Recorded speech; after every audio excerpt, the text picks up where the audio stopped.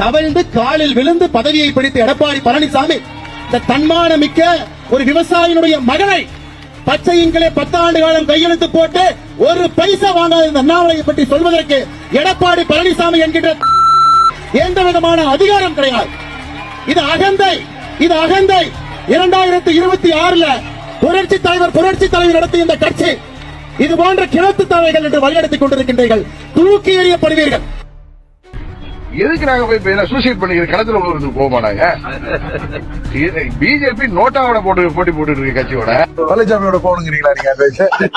அதுக்கு நாங்க தூக்குமாடி கூட தூக்கிடுவோம். பிரச்சனை என்ன, இப்ப எடப்பாடி எடுத்துங்களா, இவருக்கு நம்ம உலகத்துல டொனால்டு ட்ரம்புக்கு அப்புறம் இவருக்கு தான் அச்சுறுத்தல் இருக்கிற மாதிரி, த்ரெட் இருக்கிற மாதிரி இவர் காமிச்சிட்டு இருக்கிறார். இவர் யார் என்ன பண்ண போறாங்க?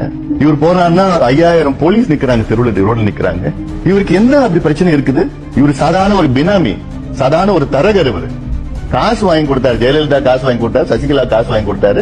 இப்ப 2 பேருக்கும் துரோகம் பண்ணிட்டு இப்ப இருக்கிறாரு. அவர் தான் அதுதான் இவர் கவுன்சில் கூட லாக் இல்லாத தமிழ்நாடு முதலமைச்சரா இருக்கிறார். அதான் எங்களுக்கு ஏத்துக்க முடியல.